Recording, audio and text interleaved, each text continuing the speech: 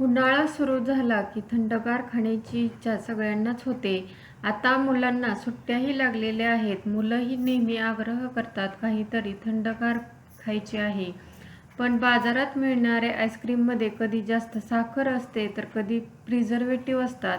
म्हणूनच आज मी तुमच्यासाठी घेऊन आले आहे अगदी घरातल्या नेहमीच्या साहित्यामध्ये तयार होणारी एकदम क्रीमी, नैसर्गिक आणि खूपच टेस्टी घरगुती चिक्कू आईस्क्रीम रेसिपी. ही आईस्क्रीम रेसिपी इतकी मऊ आणि स्वादिष्ट बनते की एकदा खाल तर पुन्हा पुन्हा बनवाल. आणि सगळ्यात खास म्हणजे यासाठी आईस्क्रीम मशीनची अजिबात गरज नाही. चला तर मग सुरुवात करूया आजची चिक्कू आईस्क्रीम रेसिपी. नमस्कार, जया इंडियन रेसिपी चॅनलमध्ये सर्वांचं खूप खूप स्वागत आहे. चिक्कूचे आईस्क्रीम बनवण्यासाठी इथे मी साधारणतः अर्धा लिटर दूध गरम करण्यासाठी ठेवलेलं आहे. इथे बघा दुधाला छान अशी उकळी यायला सुरुवात झालेली आहे.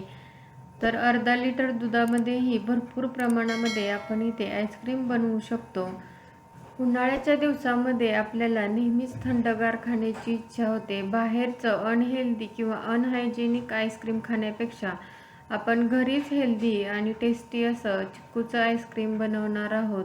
इथे दुधाला छान अशी उकळी आलेली आहे. गॅसची फ्लेम कमीच ठेवलेली आहे.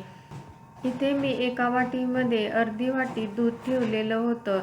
हे दूध नॉर्मल टेम्परेचरचं आहे. आता इथे मी काय करणार आहे, आपल्या घरातील नेहमीच्या चमच्याने बरोबर 2 चमचे इथे मी कस्टर्ड पावडर टाकणार आहे.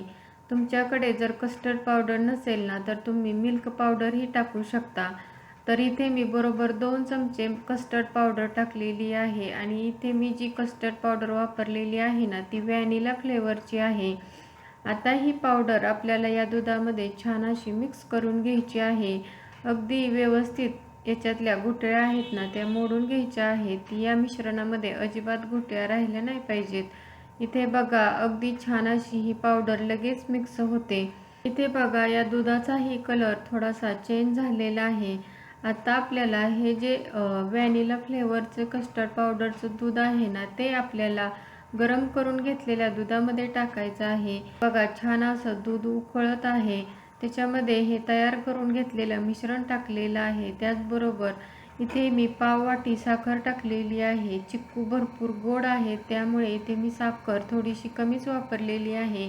तुम्हाला जर एकदम गोड आईस्क्रीम खायचं असेल तर तुम्ही साखरेचं प्रमाण तुमच्या आवडीप्रमाणे कमी जास्त करू शकता. आता व्यवस्थित असं हलवून मिक्स करून घेऊया. आणि साखर ही व्यवस्थित याच्यामध्ये विरघळून द्यायची आहे. आणि कस्टर्ड पावडरचं दूध होतं तेही व्यवस्थित मिक्स करून घ्यायचं आहे.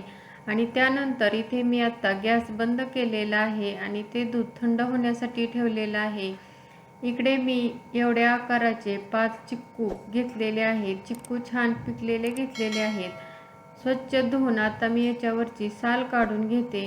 हे जे चिक्कू आहेत ते घरचे चिक्कू आहेत आणि अगदी नैसर्गिक पद्धतीने पिकवलेले आहेत.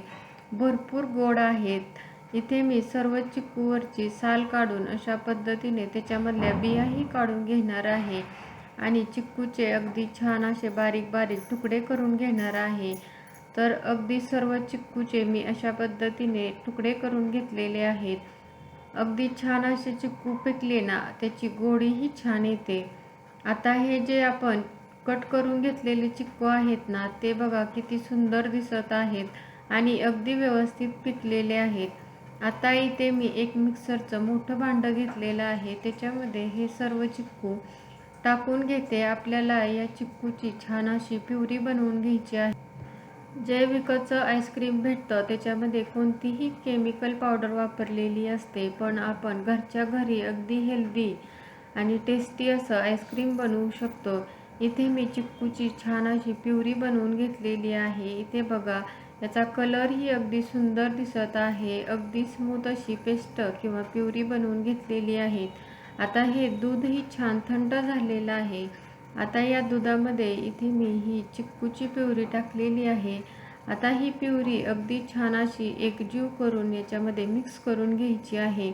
जसजसं चिक्कूची प्युरी छान याच्यामध्ये मिक्स होते तसतसं याचा कलर हलकासा चेंज व्हायला सुरुवात होते.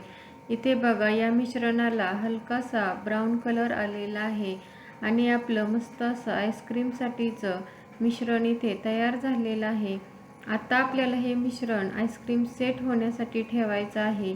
इथे मी अशा पद्धतीने एक टीन घेतलेला आहे, त्याच्यामध्ये हे आईस्क्रीमचं मिश्रण टाकलेलं आहे.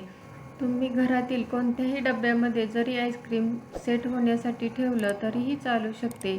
आता या मिश्रणावरून मी थोडेसे ड्रायफ्रूटचे कट करून घेतलेले काप टाकलेले आहेत.